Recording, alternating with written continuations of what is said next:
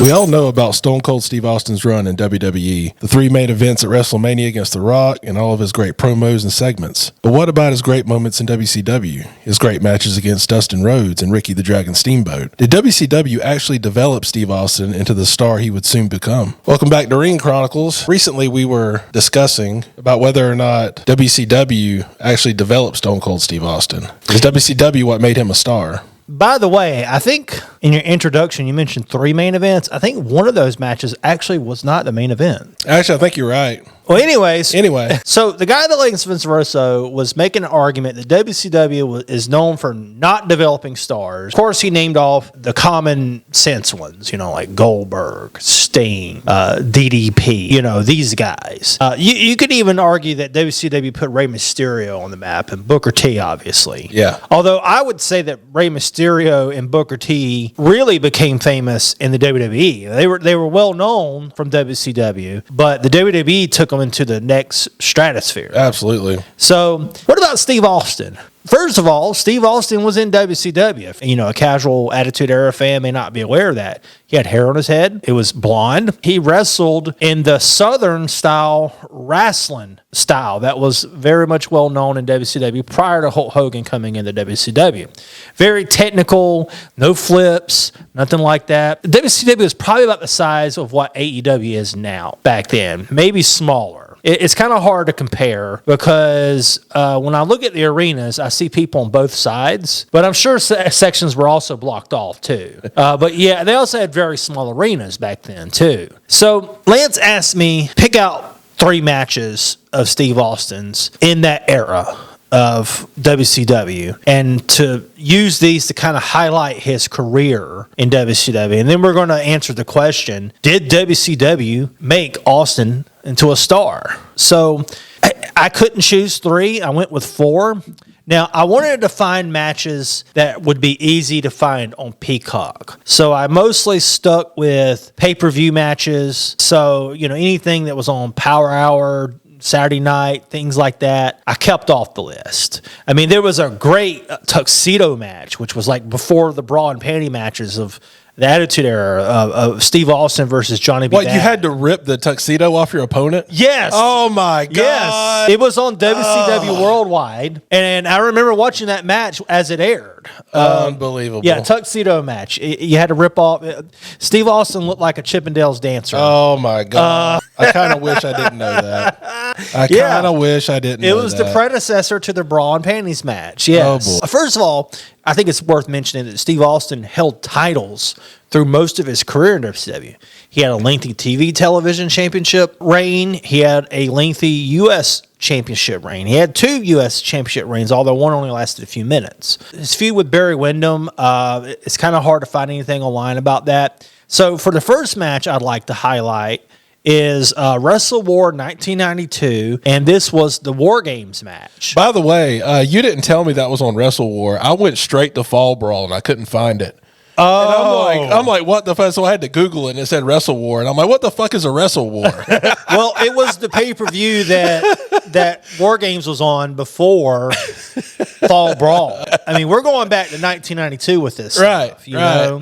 The match was the Dangerous Alliance versus Sting Squadron, okay? Yeah. And Sting Squadron was Barry Windham, Dustin Rhodes, Nikita Koloff, Ricky Steamboat, and Sting against the Dangerous Alliance, which was managed by who we now know as Paul Heyman. That team consisted of Arn Anderson, Bobby Eaton, Larry Zbyszko, Rick Rude, and Steve Austin. Now, what about a who's who in wrestling? Okay? I don't know what Meltzer gave it or other people. I didn't look at any reviews when I picked my 4 matches. I just picked personal favorites. Even though Austin was not the center of attention in this match is a personal favorite of mine. First of all, it is bloody. Yeah, it's a mess. That ring was fucking covered in blood. It was like if you had a Wargames match with like 5 clones of each side of John Moxley, okay? Or like 5 John Moxleys against 5 Nick Gages, okay? I mean, this match was bloody, okay? And Austin was bleeding out of his head worse than he did when he passed out in his match against Bret Hart. Like when he passed out, that was an iconic scene when he passed out during the match. But in reality, he should have been bleeding like he did in this match if you're going to pass out from blood loss, right. okay? There were just blood all over the ring, all over each other. Barry Windham bit, I think it was Steve Austin's head while it was bleeding. Very John Moxley move right there. Yeah. John Moxley had to have stole that, right?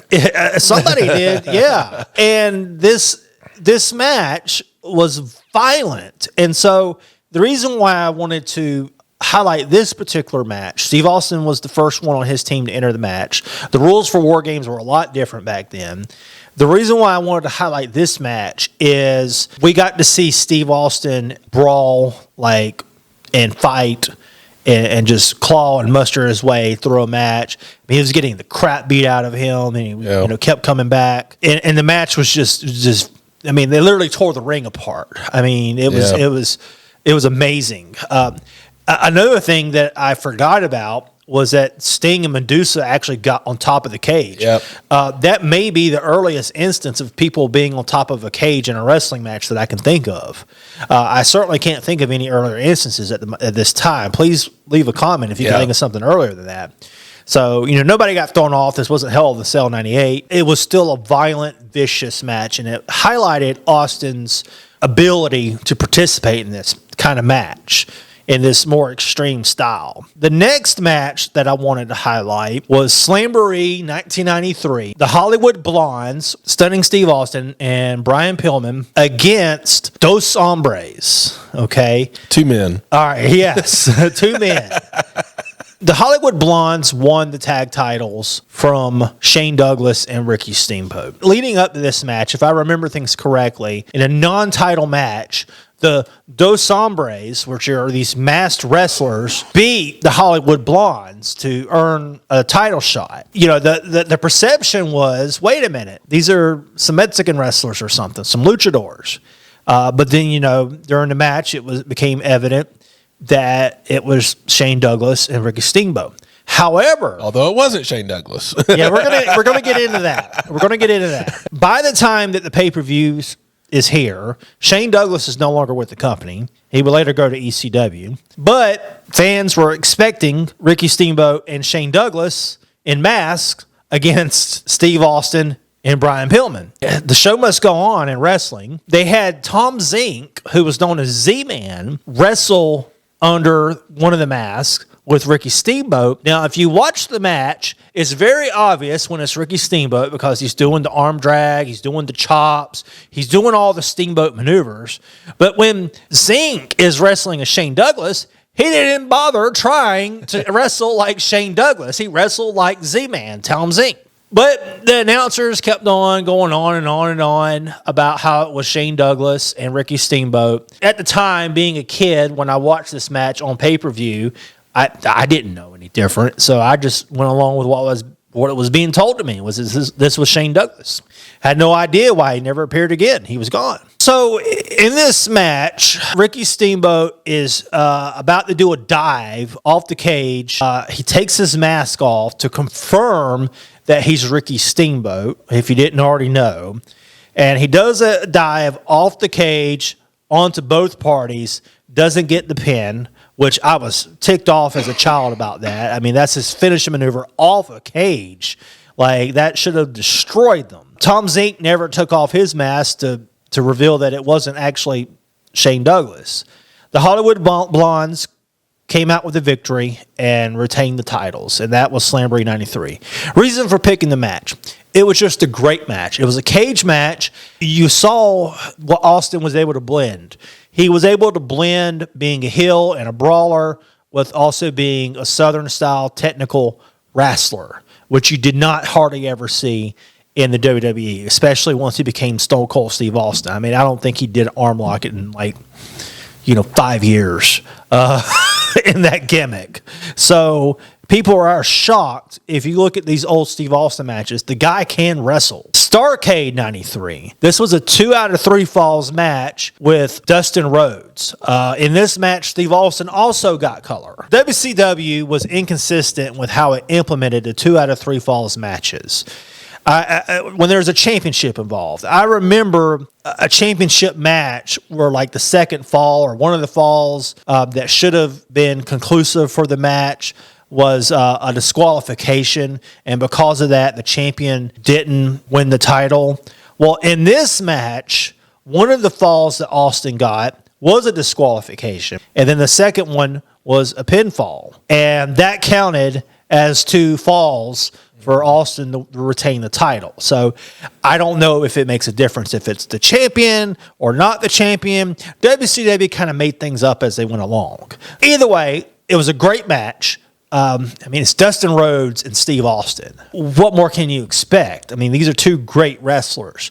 Wrestling in the old school WCW style in a great match. Austin had some color, showing that he's not scared to bleed, which would become later on very important in his career. Austin bleeding, it became very important in his career later on. And Steve Austin became the United States champion.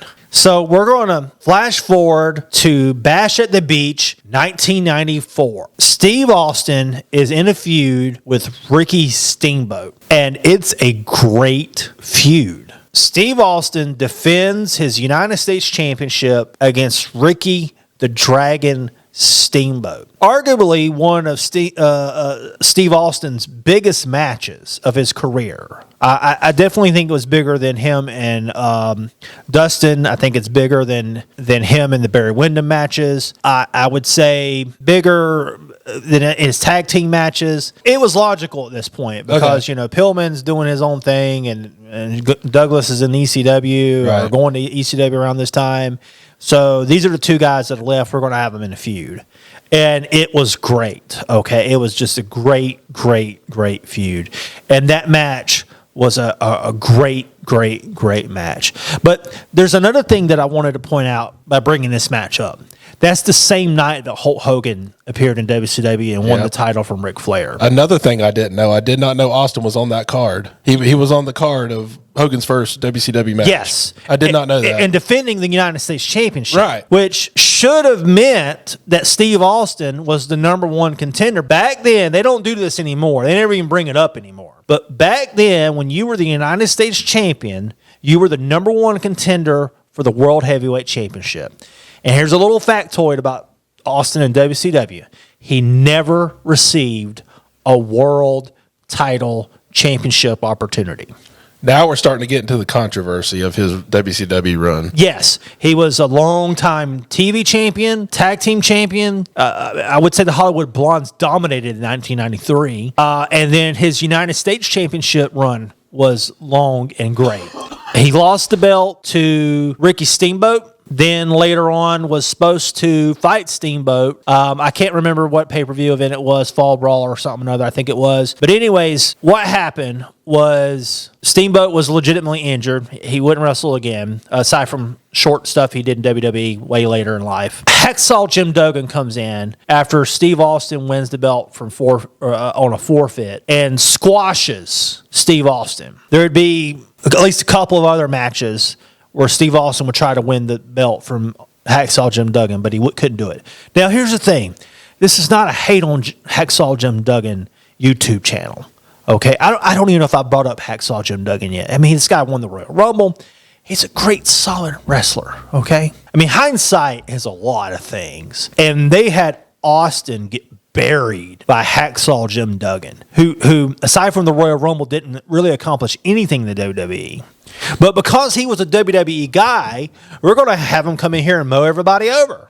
And that's what happened in WCW along that time. So here's another little tidbit for you. Austin tried to get higher in the card. He even proposed to Bischoff an angle where he would be revealed to be a relative of Hulk Hogan. Bischoff didn't even entertain the idea. He didn't even consult Hogan about it. He just said that, you know what, Austin's not a proven name. Hogan is not going to want to do this. We're not doing this.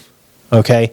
Now, I'm not saying the angle would have been good or anything else, but how ironic that the guy that would become the biggest draw in wrestling history, and I understand that Hogan drew for longer, and I understand that The Rock drew for longer, but I'm talking about in his time, you know, from 19 97 to 2003, those years, and it was, of course, this 97 the WWE was still struggling, but by the time 98 came around, think about how big the WWE got because of Steve Austin.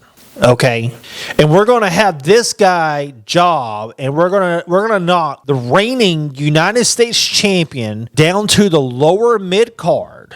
The reigning United States champion. So here's the thing: WCW did not make Austin a star. Okay, if anything, they harmed his career.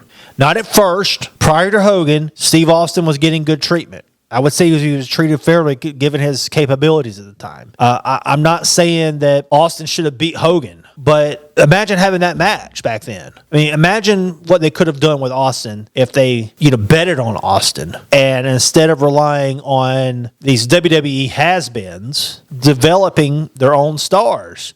The stars that made it in WCW during these Hogan years made it despite the higher-ups and Hogan and everybody that was at the top. And Kevin Nash said it best when he pointed out that him and Scott Hall were single-handedly holding off a whole attack from pretty much the whole WCW locker room by themselves. And it was that WCW was perceived to be much weaker than WWE. And Kevin Nash and Scott Hall coming in and just mowing everybody over proved that. And so that's what happened. WCW couldn't make their own stars. They could have, but they didn't. And the way you don't just completely waste your talent is having your United States champion job to Hacksaw Jim Duggan. I'm not hating on Hacksaw Jim Duggan here. They could have used him. Maybe they could have had a feud between him and Austin that went back and forth, where Austin maybe actually scored a victory or two, They could have done something besides just having Duggan just run over the guy. The guy that would become the biggest star in wrestling history. Now, I understand that now The Rock may be more well-known by the public at large, but you can go to any wrestling fan in the entire world and they know who Steve Austin is. His influence in the business is unparalleled. I will admit this. He stood on the back or shoulders of giants, one being Hulk Hogan. I will admit that. The thing that I hated, I understand that they had to use Hulk Hogan. WCW had to use Hulk Hogan. You can't hire Hulk Hogan and not use Hulk Hogan, okay? Losing Hogan was a big mistake for the WWE. But all these other guys that came in were given this great treatment for just being WWE names. And the guys that had been busting their ass for WCW for years were given crap treatment, including Steve Austin. So here's the thing. Steve Austin wrestled in WCW before it really had a place on the map. So at that time, WCW couldn't have made him a star. But when they had the opportunity to actually make him a star, when eyes were on WCW, they pushed him further down the card and then fired him. So no, WCW did not make Austin into a star.